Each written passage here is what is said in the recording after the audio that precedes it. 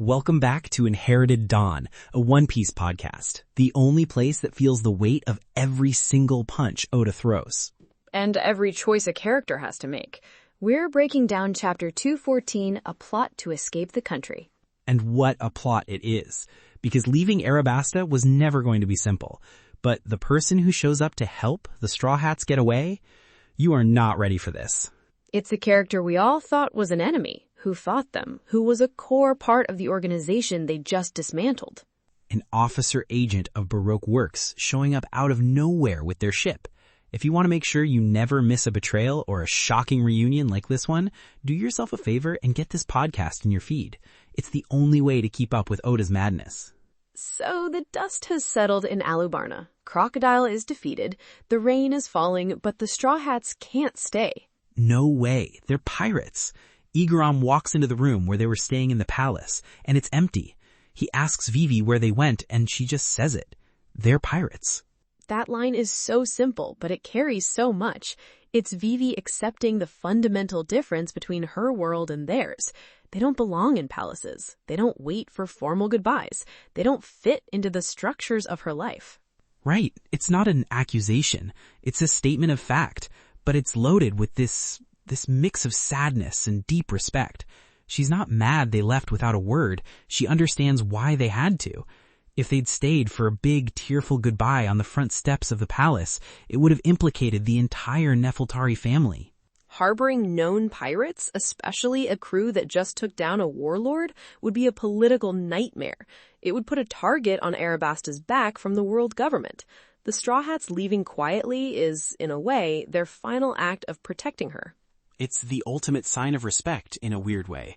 They know she has a country to run. They aren't going to stand around and make it harder for her. They just slip out. That's the Straw Hat way. They came, they fixed it, they're gone. Like a force of nature that just rolls through and then vanishes. And while they're slipping out, the world government is closing in. We cut to a marine ship and we see two familiar faces. Jango and Fullbody, the most unlikely duo in the East Blue, are now full-fledged Marines, dancing on the deck of a ship they just captured. It's ridiculous. I love it. Remember their cover story, Jango's Dance Paradise? We saw them become friends at a dance competition. Oda just does not let threads drop, no matter how silly they are. It's a testament to his world building. Even minor antagonists have ongoing lives and character arcs. They aren't just defeated and forgotten. They're now serving under Captain Black Cage, Hina.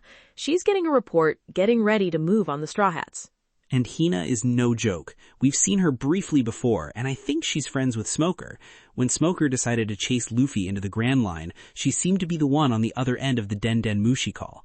She has this very distinct, almost lazy way of talking, but you can tell she's sharp as a tack. She refers to herself in the third person.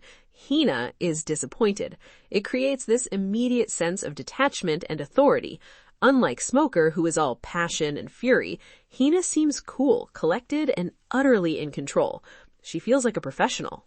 A professional who's very good at her job, and that job is capturing pirates. Her epithet alone, Black Cage, is terrifying. It doesn't scream brute force like an axe-hand Morgan. It implies strategy, entrapment. She's a hunter, not just a brawler. And she has her sights squarely on Luffy. But there's a problem. Her subordinate reports that the Straw Hats' ship, the Going Merry, is missing from the port where they'd tracked it. Hina's annoyed, but she's not rattled. She just gives the order to find them. There's no panic, just a calm recalculation. The tension is immediately there. The Marines are here, and they're not scrubs. This isn't Captain Nesmi trying to steal Nami's treasure. Hina is a legitimate threat. But where did the Merry go? We find out soon enough. The Straw Hats aren't on the water at all. They're in the middle of the desert, riding the super spot-billed ducks. Yes, the Duck Squad is back. It's such a perfect Oda image. These massive problems are swirling around them. The world government, a kingdom to save, a friend to leave behind, and they're just goofy guys on giant ducks trekking through the sand. Chopper is having the time of his life. Luffy is just enjoying the ride. It's this pocket of pure, unadulterated Straw Hat energy in the middle of all this drama. It's their default state. When they're not fighting for their lives, they're just children on an adventure. But the weight of the situation is still there. Nami seems worried, and the others assume it's about Vivi. It's the obvious conclusion. Of course, they just went through this huge emotional war together. They're leaving a crewmate behind. Anyone would be torn up about that. But this is Nami we're talking about. She looks up, dead serious, with tears in her eyes, and says she's upset because she forgot to collect the payment from Vivi for saving the kingdom. It's such a perfect Nami moment. It breaks the tension completely.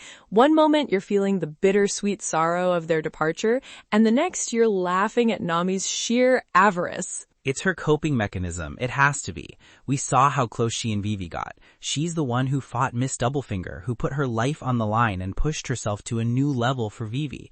She's absolutely heartbroken about leaving her. We know she is. But she defaults to the one thing she can control and quantify: money. It's easier to be mad about the money than it is to be sad about leaving a friend you might never see again. It's a defense mechanism rooted in her past. For years, money was the only thing she could trust. It was her path to freedom from Arlong. So when faced with a powerful, painful emotion she can't control, like grief, she translates it into the language she understands best, the language of berries. And it shows how well the crew knows each other. The others just roll their eyes. They don't even argue with her. They're not like, "Nami, how can you be so greedy at a time like this?" They know. They know this is just her way of dealing. It's beautiful. Back at the palace, Igaram is freaking out, and for good reason. He's not just worried about them leaving, he's worried about the consequences of them having ever been there at all. He's telling Vivi about the new bounties, and man, what an upgrade. Luffy's bounty has skyrocketed, putting him in a completely different league. That's a major world-recognized threat. And Zoro goes from nothing to having his own massive bounty in one go. These aren't rookie numbers anymore. They're marked men globally. A bounty that high is a significant threshold. It's the kind of number that gets the attention of the warlords, of vice admirals at Marine HQ. Luffy is no longer just some upstart from the weakest sea. He's now, on paper, one of the most dangerous pirates to emerge in recent memory. He took down a warlord. The world government tried to cover it up with crediting Smoker, but the underworld knows. The bounties are proof of that. And Igaram sees that. He's being practical. He's thinking like a royal advisor. Harboring criminals of this level is an act of war against the world government. If it ever came out that the Princess of Arabasta was traveling with them, that the royal family sheltered them, Arabasta could be erased from the map. But Vivi, she just smiles, a calm, knowing smile. She tells Igaram it's useless to worry. She knows them. She says they're probably having a party, celebrating that they're even more infamous. And she's completely right. That's exactly what they do. If they knew, Luffy would be throwing his arms up, going, "Yeah!" Usopp would be fainting. Sanji would be annoyed that Zoro got a bounty and he didn't. She nails it. This is the moment you know she's a true Straw Hat, whether she sails with them or not. She understands their spirit perfectly. She's not seeing them through the lens of a princess or a citizen worried about bounties and politics. She sees them for who they are. She sees their freedom. She understands that to them, a high bounty isn't a mark of shame. It's a badge of honor. It's proof that they're living life on their own terms, so unrestrained that the entire world has to take notice. And she knows that's something they'd never compromise. And as she understands their path, the weight of her own future is settling in. She has a speech to give the next day. The whole country will be listening. Her life is about to become very, very public again. Which brings us to the flashback. This is the core of the chapter. We see what happened right before the crew left the palace. The scene is calm at first. The crew is recovering. And then someone brings in a Den Mushi. It's ringing. And the snail, it has makeup on.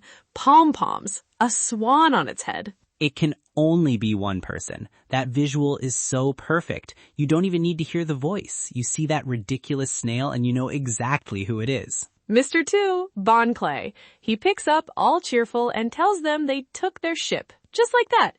No preamble, no threats, just a friendly, "Oh, by the way, I stole your only way out of this country." And the crew understandably loses their minds. They're screaming at him. This is the enemy. This is one of Crocodile's top agents, a man who literally wears the number of his rank on his coat.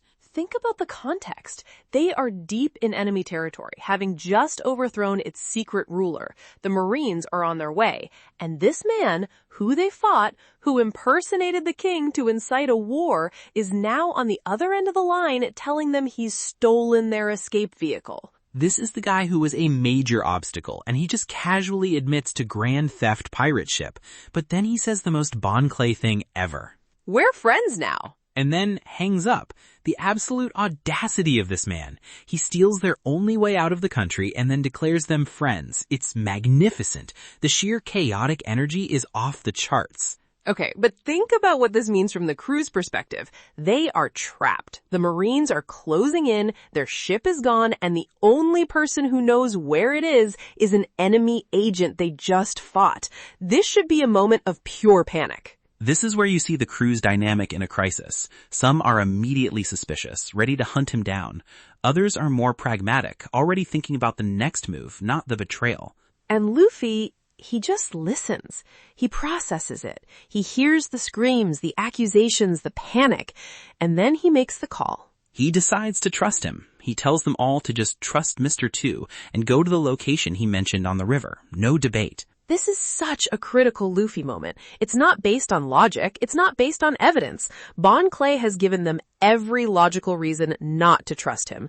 It's based entirely on Luffy's gut feeling about who a person is. He fought Bon Clay. He saw his weird warrior's code, his flamboyant but genuine spirit, and in that brief clash, Luffy saw something that transcended his allegiance to Baroque works. That's the kind of leadership that defies all reason, but it's why they follow him. He doesn't just see enemies and allies. He sees people. He saw a crocodile and knew, this guy is pure evil. I have to punch him.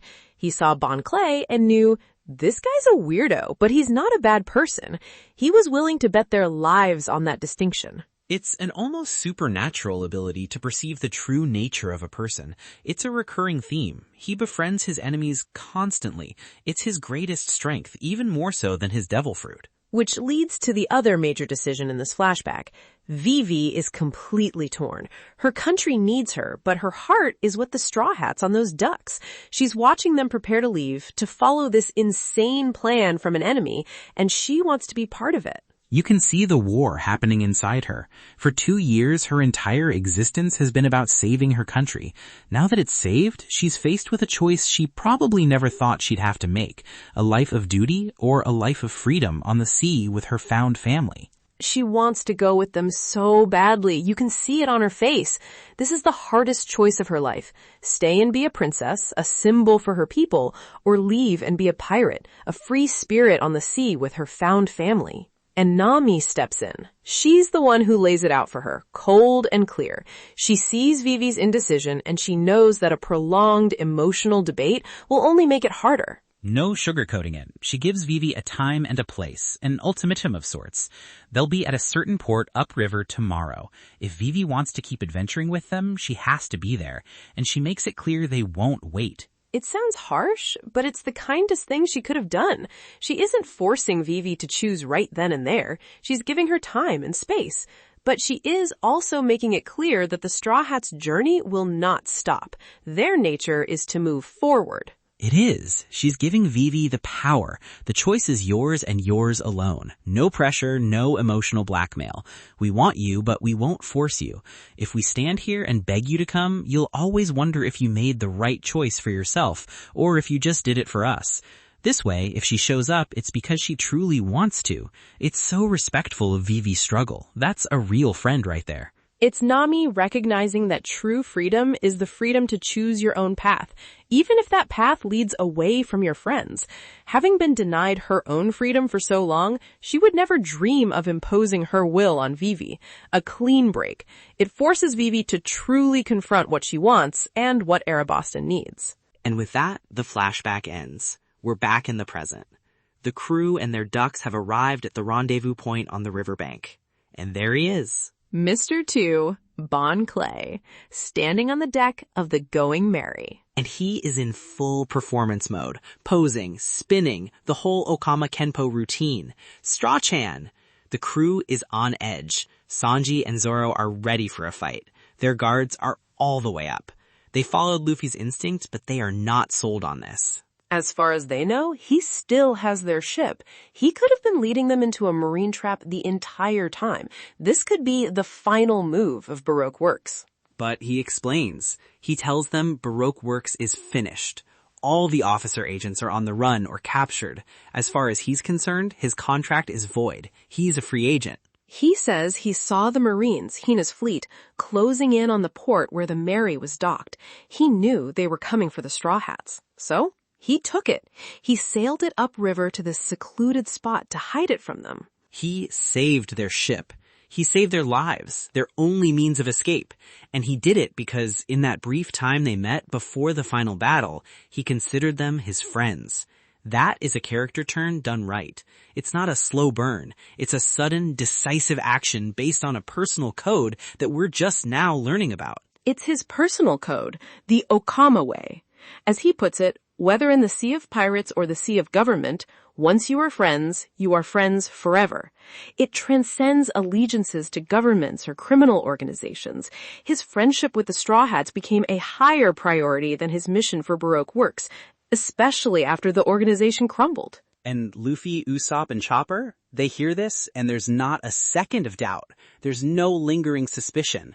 The explanation makes perfect sense to them. Instant celebration. They're dancing with him, they're cheering, they are doing his ridiculous poses right alongside him. They completely and totally accept him because their captain made the right call and their hearts are just that open. It's perfect. The Idiot Trio's capacity for forgiveness and friendship is one of the crew's greatest strengths. Zoro and Sanji might be wary, still off to the side with their arms crossed, but Luffy's judgment carries the day. Their caution is necessary, but the trio's openness is what allows for miracles like this to happen. Bro, it's what makes them the best. They don't hold grudges. They fought him, sure, but that was business. This is friendship. In their minds, the moment Bon Clay decided they were friends and acted on it, all previous conflicts were erased. Water under the bridge. But just as they're celebrating this unlikely reunion, this moment of pure joy and camaraderie, we cut back to the Marines. The cliffhanger. Oda is the king of the emotional whiplash. A Marine reports to Hina, "We found them, Shroomy, the Straw Hat crew and the Going Merry." And Hina's response is cold. Prepare the ships, we're moving in. No wasted words, no emotion, just deadly efficiency. So they're all together. The crew, their newly reclaimed ship, and their brand new, highly questionable ally. But they're cornered. They're on a river with limited escape routes, and Black Cage Hina is bearing down on them with a fleet. What a way to end the chapter. It's a classic One Piece setup, a moment of pure, heartfelt joy, immediately followed by the highest possible stakes. Their escape is far from guaranteed. They're not out of the woods yet. They're not even close. They just traded the frying pan of the desert for the fire of a marine blockade. There are so many ways this escape could go wrong. It really makes you think about all the moving pieces. What do you think Hina's black cage power actually is? I have a few ideas. I'm thinking it's likely a Paramecia-type devil fruit that creates restraints of some kind. All right, prediction time. What's happening in chapter 215? I'll go first. Go ahead. Prediction 1. Bon Clay is the MVP of this escape. He's not just going to pilot the ship. He's going to use the clone fruit to cause absolute chaos. He'll turn into Hina and give conflicting orders, or turn into one of the Straw Hats to lead a chunk of the Marine forces on a wild goose chase away from the real Mary. His ability is tailor-made for deception and misdirection, and this is the perfect scenario to show it off. A strategic use of his powers. That makes sense. It's the perfect ability for a diversion, and it would immediately prove his worth and loyalty to the more skeptical members of the crew. Exactly. Prediction 2, we are getting a full-on chase scene down this river. Not a battle, a chase. Hina is known for capturing pirates, not sinking them. Her power is probably about trapping and ensnaring ships. I think we're going to see the Going Merry have to pull off some insane maneuvers to avoid being literally caged on the water. It's going to be a high-speed, high-stakes game of cat and mouse. I like that. It puts the focus on Nami's navigation and Usopp's quick thinking with the ship's gadgets, rather than just a straight fight, which they might not win against a fleet. Okay, my turn. Lay it on me. Prediction 1. Hina is the main threat, but she's not the only one. Jango and Fullbody are there for a reason beyond a simple cameo. I predict Sanji is going to have a direct confrontation with them. It's a perfect callback to Barati, where he dealt with Fullbody, and a follow-up to his fight with Bonclay, who was disguised as him. He'll have to deal with them quickly while the rest of the crew handles the escape. A small, personal fight in the middle of a larger chase to show how much stronger he's become. Oh, a little East Blue reunion. I can see Sanji just wiping the floor with them now. He wouldn't even need his hands. That'd be satisfying to see the power gap. And my second prediction about Vivi. I don't think she's going to show up at the port. I think that would be too dangerous for everyone involved. It would publicly link the Princess of Arabasta to the Straw Hat Pirates right as the Marines are there, which would be catastrophic for her and her kingdom. It's the one thing they all sought to avoid by leaving quietly. So what does she do? How do they get their answer? She'll find another way. I believe Karoo will be the messenger. He's fast and he's not a person, so his presence is less incriminating. He'll show up alone, maybe carrying a letter or some other sign. Vivi will make her choice to stay, but she'll do it in a way that protects them and her country. Her big public speech to her people will be her final, unspoken goodbye to the crew. A message they won't hear, but one that solidifies her commitment to her role as princess. Man, that would be heartbreaking, just seeing the duck show up alone, but it feels right. It feels like the responsible royal thing to do. That's a heavy one. It is, but that's the choice she has to make. The needs of the many outweigh the desires of the few. It's the burden of a true leader. Whew, okay. A chase, a potential fight, and a painful goodbye on the horizon. Can't wait to see what Oda does next. This has been Inherited Dawn. Join us next time as we break down what is sure to be an absolutely chaotic escape. Until then, keep your eye on the horizon.